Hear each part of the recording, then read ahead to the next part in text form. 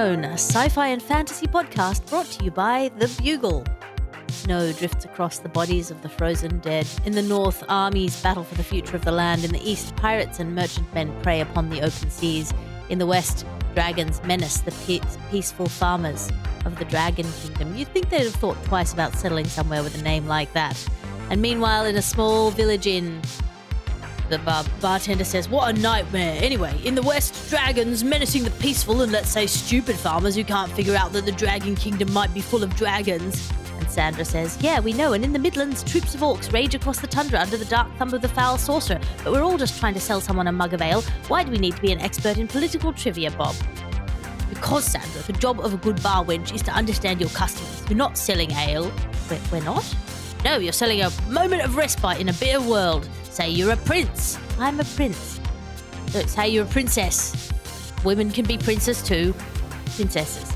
"Say you're a royal hero of whatever gender on a terrible heavy quest, rescuing someone or claiming back a throne or a lost love or both. It's a horrible winter storm outside. Just take a peek." So our hero, far from home, battered and heart-sore from many a trial, strides through the bitter storm, and lo, in the frozen darkness, he sees a warm light, a creaking sign, a glimmer of hope in his moment of darkest soul. Exhausted at the final gasp of his or her heroic strength, his or her heart failing, he falls upon the old oaken door.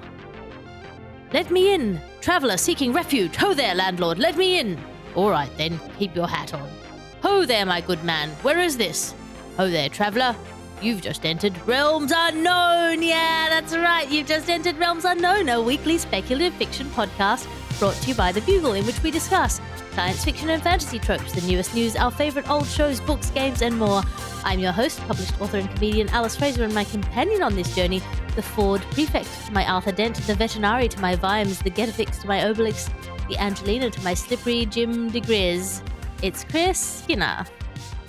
I hope I can be a more reliable accomplice than Ford Prefect, but I will give it my best shot. It's nice to be here. It's delightful to have you. A reminder to our listener to subscribe to the Bugle channel. You can support our podcast there, and all of the books we cover here will be in our affiliate store. There's a link in the show notes, and we'll also try and at least explain everything that we've mentioned so that you can find it yourself later on. We are skipping our news section today to go straight to what have you been into, Chris? Yeah, there's no news this week, Alice. None that we want to talk about anyway. No news is probably bad news that we don't want to talk about. Yes, as the famous saying goes.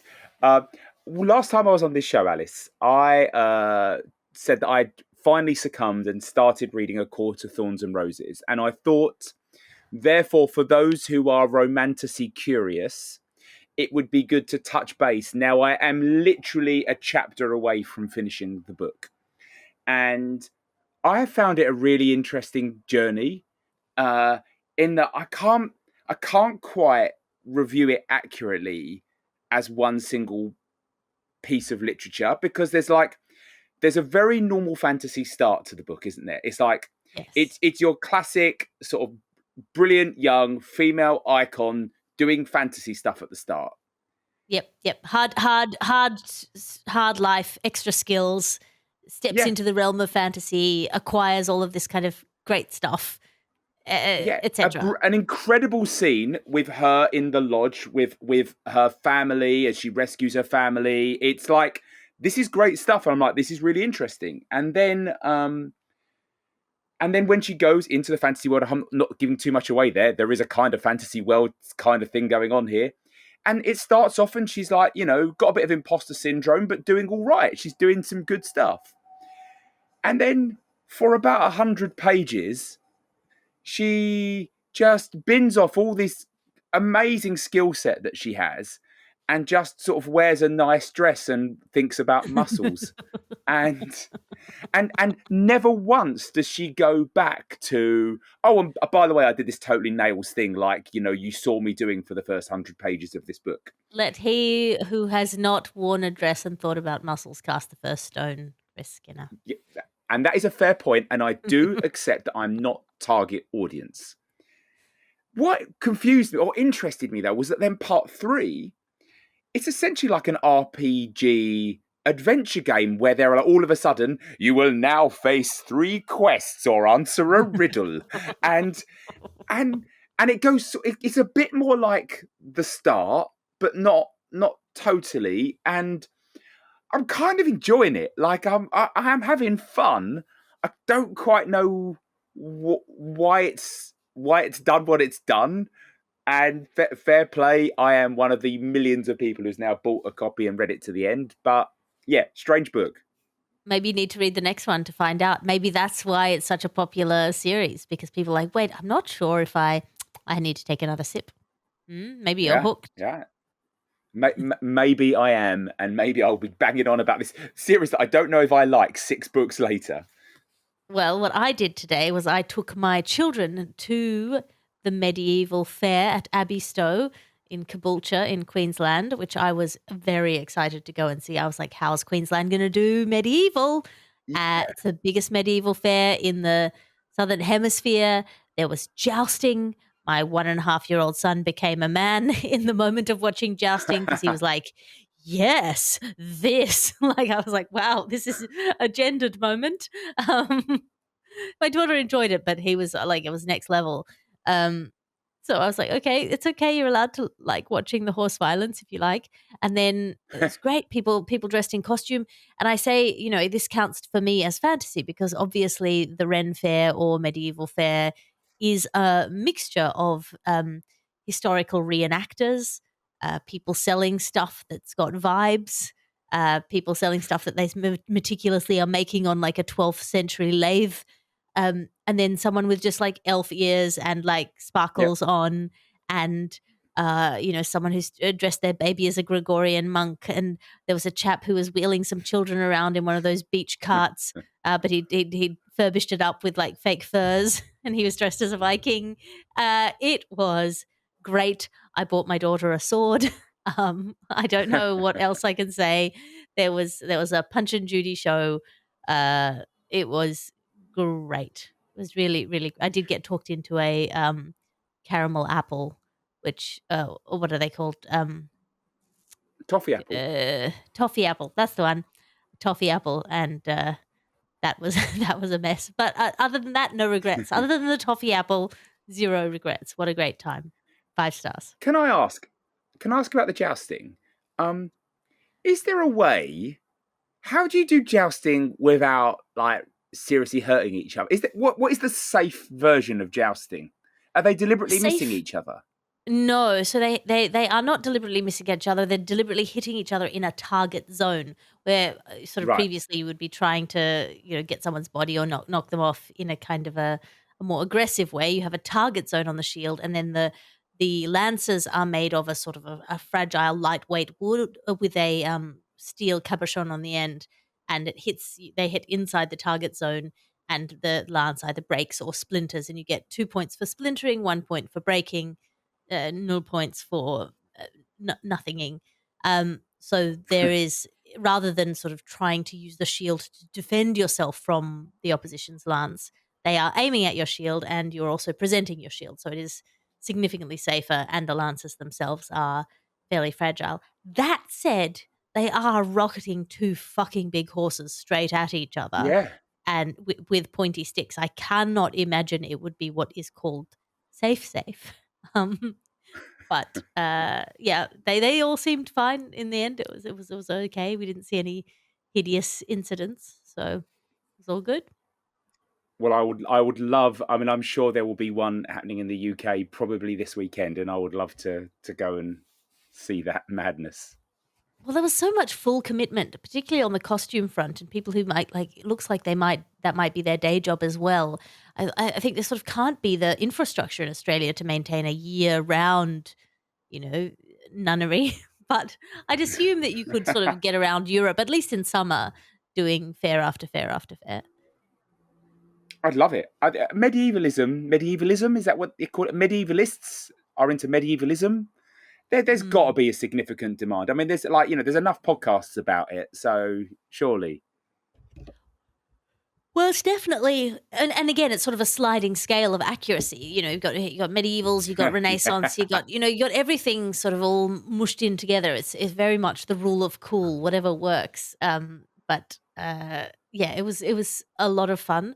My 4-year-old nephew Len, my twin brother's son, was offered a sword making workshop by a very sort of furred up, tattooed chap, and he said, "Well, actually, swords were never a particularly useful melee weapon. I'd rather have a bow and arrow."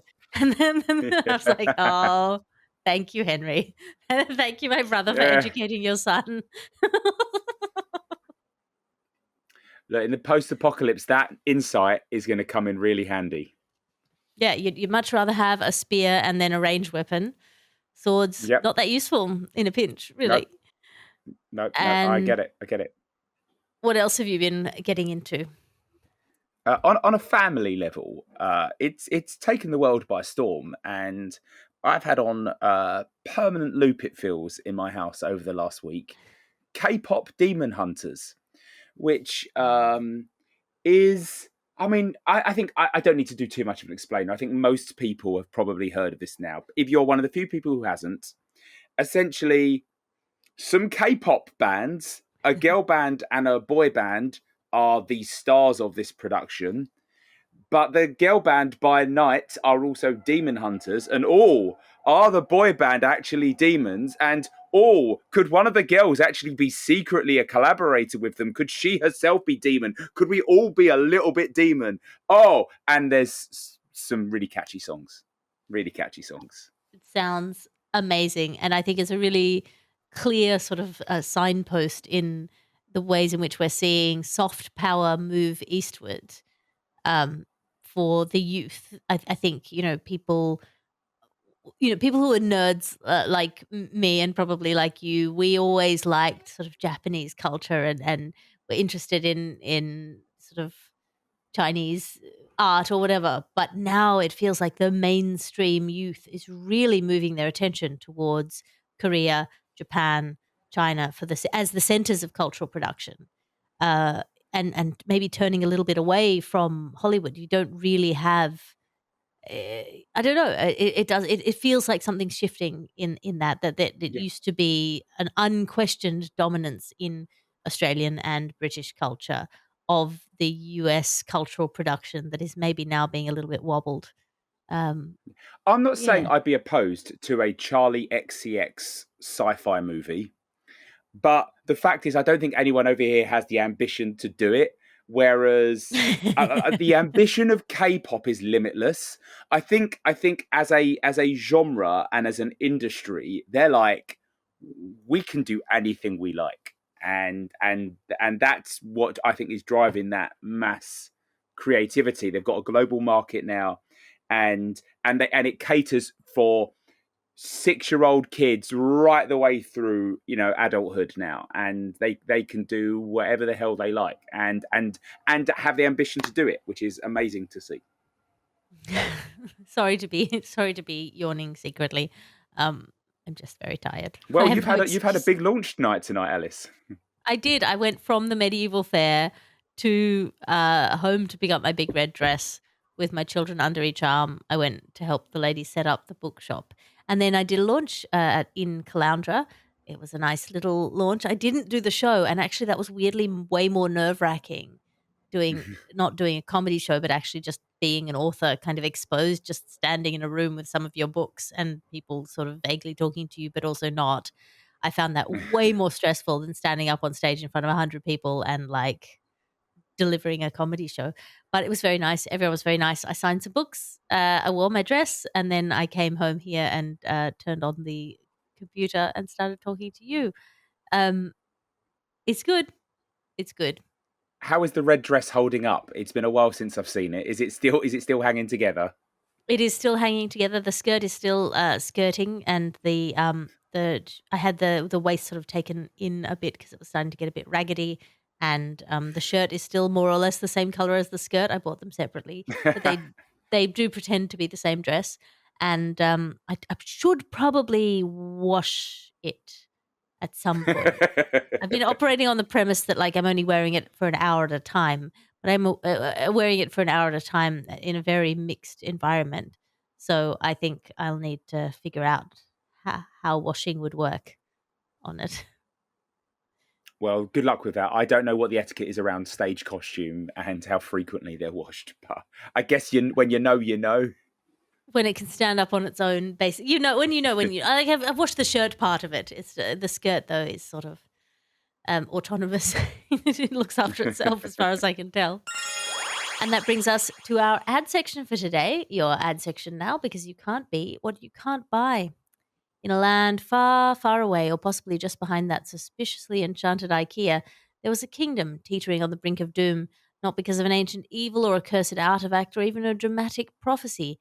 No, this kingdom was doomed because the so-called chosen one was currently hiding in a tavern pretending to be a decorative potted plant to avoid his responsibilities. Yes, that's right. This section of the podcast is brought to you by Reginald Barganthanon's Sword in a Stone Digital Royal Blood Dial and Destiny Gauge. If you're a wizard, mentor, or sidekick looking for a fail-free Chosen One detector, you need our Sword in a Stone Digital Royal Blood Dial and Destiny Gauge. At the size of a medium dachshund and 14 times less obvious than our last model, our Digital Royal Blood Dial and Destiny Gauge is capable of picking out an anointed at 50 feet, winnowing a savior from amidst a cabinetry of carpenters, or choosing a champion from among the chaff, generally stopping your secret king from staying a mere minor. Terms and conditions apply. Device can be fooled by half a glass of water. And this episode of the podcast is brought to you by the Duchess's Finest Luxury Arms Catalogue Special, July Special. The special, Gentleman's Dueling Pistol, elegance in every shot, handcrafted in bone-forged steel with mother-of-pearl grip, comes with optional rune engraving in the dead tongue and silver bullets, because there's no werewolves west of the walls, but nothing says I'm better than you like a 50-crown bullet to the face. Also, I have a book. Please buy the book. It's called A Passion for Passion, and we will be recording an audiobook of A Passion for Passion soon, so stay tuned to this Bat channel or the Bugle's socials or my Patreon, patreon.com/Alice Fraser, which is where I put all the stuff out now because you can't trust the algorithms. And that brings us to Trope on a Rope. Each week we discuss one of our favourite or least favourite tropes, one of those tropes that we trip up on every time it tropes its trope at us. For me, this week, my trope on a rope is the length of time it takes to learn to fight, which is almost always not long enough. Not long enough. I have done some Brazilian jiu-jitsu lessons and I am very bad at them. It takes a very long time to learn to fight, I think. Certainly to the level that a lot of these people are fighting at.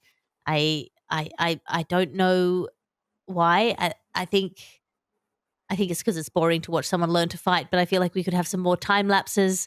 A fight montage sort of vaguely hand waves it away, but even then they haven't like aged much between the start of the montage and the end of the montage. It feels like maybe a montage is implying a pocket dimension in which they go away for like 50 years and learn how to do it. But I feel like realistically, the time it takes to learn anything, by the time you've learned it well enough for it to be any use to you, you're probably too old to use it anyway. Chris, what's your trope on a rope? Well, just on that and that, Alex, there is also the learning to fight. I'm going to guess someone who isn't a fighter. There is the skills that are required that you learn, some weapon based, some not, and then there is the fitness level. And that for me is the other thing. It's like, yeah, you might learn how to wield something or how to throw a good punch, but if anyone has ever seen some of these boxing freak show events that have taken place in recent years with two essentially retired boxers taking each other on, who might have all the skill in the world and know how to throw the perfect punch, but do not have the fitness to even get to the end of the first 3-minute round. It's like, what are you guys doing? All of a sudden you can do parkour as well as like operate a weapon. And I guess my trope is connected to that, which is the again, as you build up to the moment, the lucky or the unlucky crew are going to have one last stand together. But don't worry, one of them can teach most of them skills. But one of them's a boffin and they're just going to press some buttons on the keyboard and they're never going to quite learn how to fight.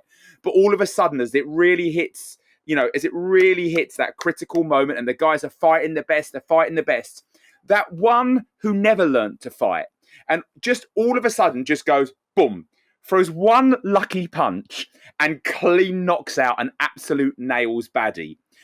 It's not just fantasy and sci-fi that does this. Every genre does this.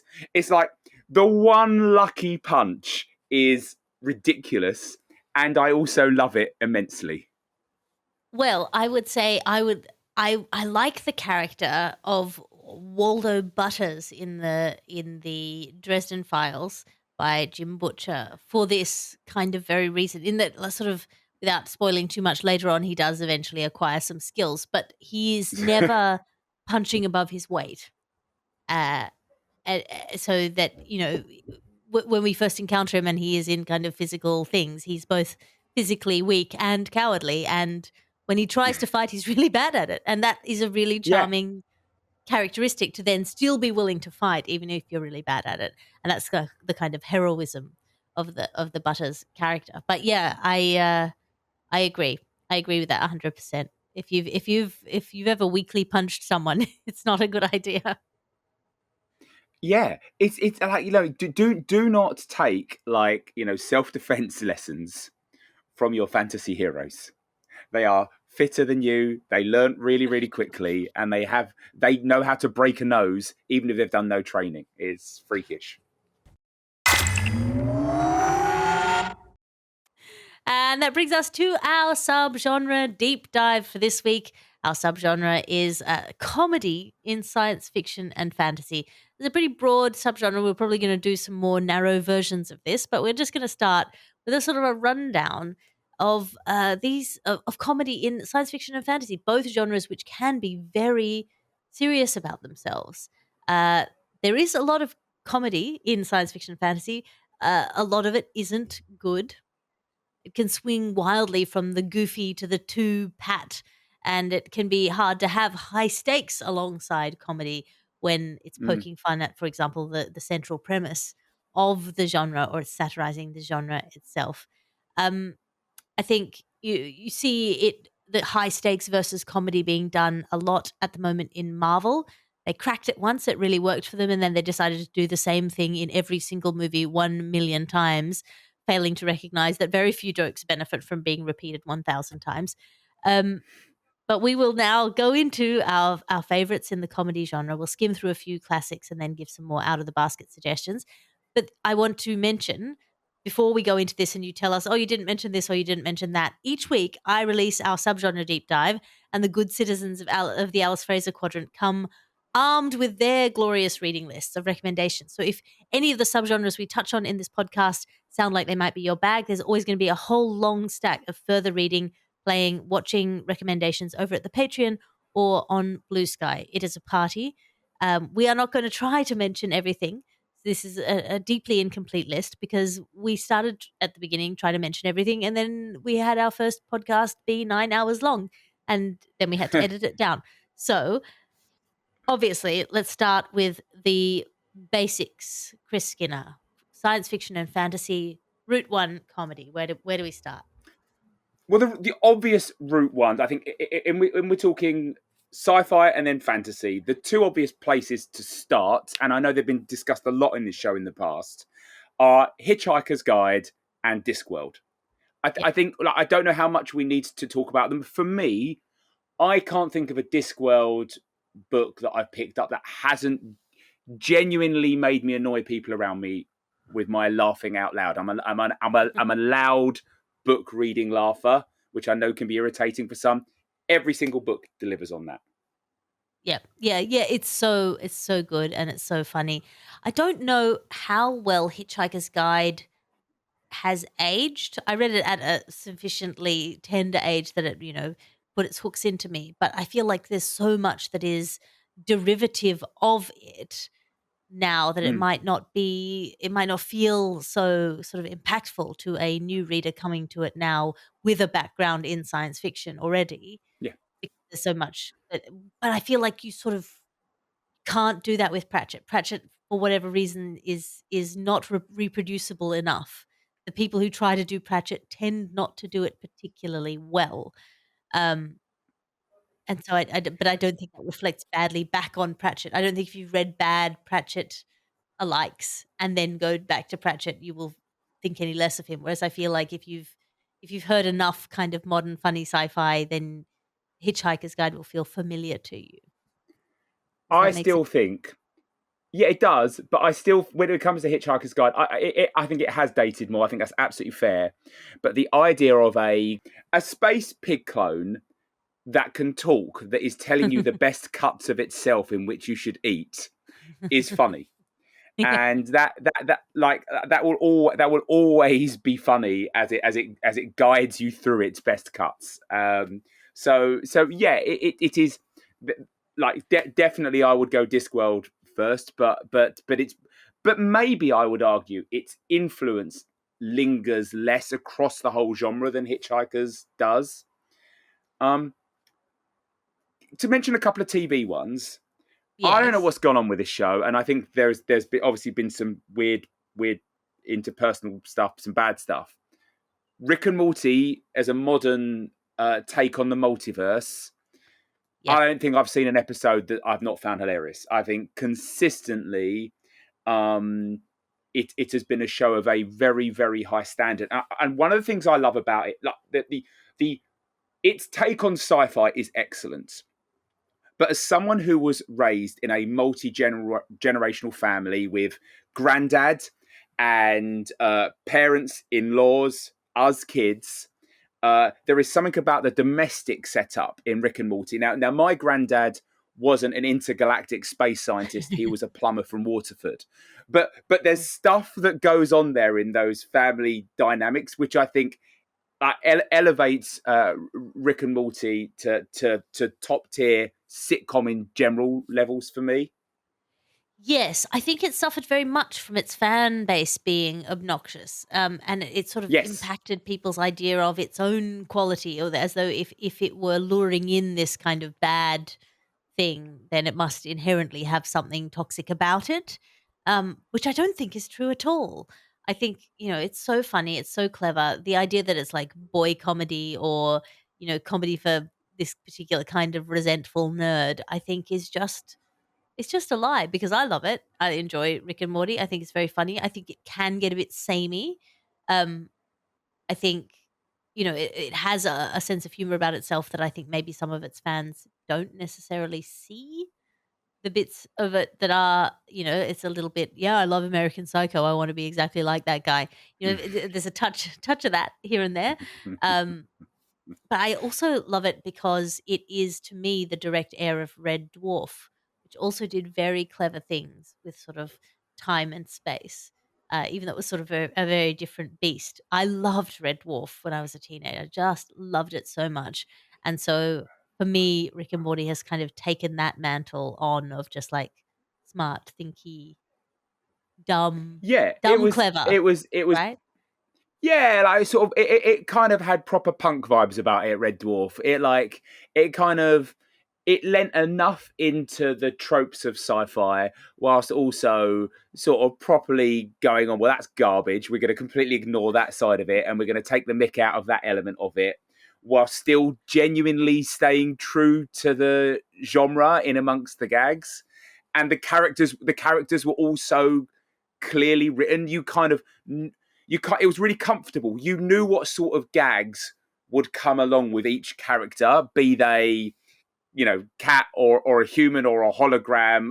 They all had their own, or one of the over the top ridiculous baddies that would pop up. It was lovely work. Very lovely, very silly. I'm going to go a little bit off the beaten path and recommend Tamsin Muir's Gideon the Ninth, in which it's a book, and I don't think it would necessarily be the first thing you would think of when it comes to comedy. She plays with melodrama to create a really funny text in the midst of it being sort of a doomed sapphic romance between frenemies in a scenario of competitive space necromancy. Um, it's so overwrought and funny. It's like that kind of funny that you've had too much sugar and you kind of everything's dialed up to 10. There's something extremely hilarious to me about it. I laughed out loud a number of times reading that book, even though I don't think I've ever seen it sold as a comedy. It's very funny. Yeah, I think there's a lot of really good stories that just have a wit about. I mean, yeah, again, we discussed Murderbot last time I was on. There's some amazing lines in that as a program. There's also some shows that aren't comedies, but they write comedy into it in specific ways. Did you enjoy Caprica, the sort of prequel to Battlestar Galactica? So I watched Battlestar Galactica, and then I stopped when the cancer storyline came because I was watching it while my mum was very sick, and so right, I didn't go back and watch Caprica. well, that's perfectly understandable. In Caprica, there is a talk show host, stand-up comedian who's actually played by Patton Oswalt, who is super common. If you want a sort of a comedian who plays to the sci-fi and fantasy crowd, Patton is probably there. But it doesn't totally land for me. I think we had the challenge when we were asked to do a video game, weren't we? And we did The Bug, and we had to do satire on something that wasn't real. I think we Watch did a Dogs pretty good Legion, I job think, was the one for Watch Dogs Legion, yeah. And I think we worked. It was hard work making Yeah. up these gags, and I think for those who were embedded in the game, it made sense. And in Caprica, it was a challenge, I think, to make that properly work when you're trying to satirize people who aren't quite there. So Yes. bringing comedy into it is a real challenge when it's not a comedy show. I have three things to say about that. First of all, I think all good drama has comedy, all good comedy has drama. Secondly, Patton Oswalt is a delight because every role that he's in like a science fiction or fantasy or nerdy or like Marvel movie, he just looks like he's having the time of his fucking life. He just Yes. looks so happy to be there. He's just so delighted to have been asked. And it just makes you, because he really sort of embodies the everyman in that way of you're like, I would feel like that if I was asked to do that thing. His joy is so sort of, you can have sympathetic joy for his joy in a way that is really lovely. You're never like, oh, he shouldn't have that part. You're like, oh, Patton, good. I'm so glad. You will appreciate it in a way that I don't think anyone else could have that level of appreciation. I don't know him. I have no parasocial relationship with him. I don't follow him in any way outside of the things that I see him in. But certainly his persona does that for me. The third thing is doing Watch Dogs Legion was such an interesting thing because we were given these facts about the world, the in-game world, that we were then asked to satirize as though we were satirizing the world. But we then what we had to do was sort of make up news stories based on the facts about the world and then make fun of the news Yeah, stories. we had to build, Actually, yeah. not that different from what a lot of the last post was of making up the Yeah. world, then making up the news, and then reacting to the news. That exercise. But I recorded the bits for The Bug in Chiang Mai, and there was the only like recording studio that I could find was like out of town. It was Yeah. like a 40-minute cab ride, and then they dropped us off. They dropped me off at the beginning of the driveway, which was then 25-minute walk down this driveway past like an abandoned junkyard that was full of stray dogs. And I was like, I'm really getting into this post-apocalyptic vibe. And I was greeted at the door of this like remote location by a very strange but nice Belgian man who'd been sort of living out in the middle of nowhere recording albums for burned out stars. It was great times. That was a fun look. That was a good project. If you are listening to this, watching this as a fan of Watch Dogs Legion, that was Alice. I think I've had about 3 people be like, "Hey, were you on The Bug?" And I'd be like, "Wow, Yeah. that's an unusual way to come to the work of Alice Fraser." Can I mention one more book as a little an aside on this genre? Yes, please. This is All My Friends Are Superheroes by Andrew Kaufman, which I wasn't going to mention. And then I just saw it on my bookshelf before I came out. And I was like, oh, that's got some funny bits in it, hasn't it? And one of the things I like about it is there's some good superheroes in it, but there's some bad ones. And, you don't get to choose what your superpower is. So there is characters like the Stress Bunny, who is someone who just absorbs all the stress in the room. So it's great to have them around because the room is a stress-free place because they're taking on all the stress. And it's just like, the outline when they describe it. Her power originates from a strict Catholic upbringing. And it's just got those lovely little notes in it. Like that, that little nugget of knowing the genre really well and going, but if being a superhero can extend that this person has unbreakable skin and this person can fly, then maybe there is someone who's just got some really average powers and they should also be in that world. And so I like the way that book explored that. I like that too. Of course, there are bajillion other recommendations that we could give everyone, from Ben Aronovich to Norton Juster's Phantom Tollbooth for the younger reader. But as I said, we cannot cover them all. So please do go check out the Patreon or the Blue Sky and see our extended reading list for more in this genre. And that brings us to the Minds of Ooh, which is where we dig deep into something that we used to love, but now maybe doesn't stand up so well. And I, because of going to the medieval fair with my daughter today, I'm going to choose Red Sonja, which is a movie. It's a spin-off of Conan the Barbarian. It's about a extremely sexy warrior lady who will not sleep with a man unless he defeats her in battle. And it is, at the time when I saw it, it was very cool and empowering and sexy, and in retrospect, extremely cringe and bad. And I can't even say I watched it ironically. At the time that I watched it, I thought it was genuinely cool, and it was sort of above my level of watching. It was very naughty to watch it, and so the sexiness was like extremely scandalous to my young brain. Yeah. So yeah. Also, with the controversies, I feel like Han shot first and Red Sonja threw the game against Arnold Schwarzenegger. Those are those are my two hills that I'll die on. Did you know there is a 2025 Red Sonja film coming? I did not know that. Maybe it was in the doxa somewhere floating around in my hindbrain, but I did. Or maybe I mentioned it on this podcast. I don't know. It's coming out next month. I would be interested to see how they deal with some of the themes in this version of it. How can it be? Yeah, how can it be wholesomely updated? I I don't know, or not. Maybe we're living in the post woke world. Maybe they're going to lean in. Yeah, Maybe, yeah. This is Trump culture coming in now to cinema. It's just Red Sonja just being a trad wife. yeah.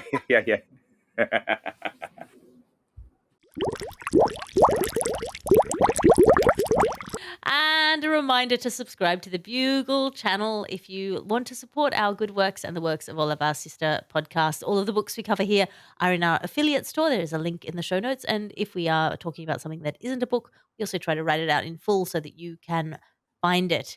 And that brings us to the end of this week's episode of Realms Unknown. Chris Skinner, where can people find and support your work? My podcast, Mildly Informed, is ticking along just nicely. It's a show where me and my friend Richie Firth will review literally anything. And on this week's episode, which is in your feeds now, I review the Brazilian snack food coxinhas. That sounds like a fun thing to find out more about what Chris Skinner thinks about them. You can find me online over at the Patreon, patreon.com/Alice Fraser. As I said earlier in the piece, it seems to be, for me, the best central place to put everything, because my tour has been dogged by people going, oh, you didn't tell me you were in Brisbane. Oh, you didn't tell me you were in Sydney. And I did. I said it on all of the things, on all of the social medias. I said it very loudly, and I said it like boosted posts, and I really, did the thing that I find least pleasant, which is to promote myself sort of shamelessly, and it didn't reach the people that wanted to know about it. So I'm trying to centralize. I will keep putting things out on all of the other social media, but the Patreon, you can subscribe for free Obviously, I would prefer if you gave me heaps of money, but you can subscribe for free and get all of access to all of my stuff there. I also run 3 weekly writers' meetings, as well as a salon where we chat about ideas. It's all a lot of fun. This podcast is a Bugle podcast, an Alice Fraser production. The editor is Chris Skinner. Your executive producer is also Chris Skinner, and I'll talk to you again next week.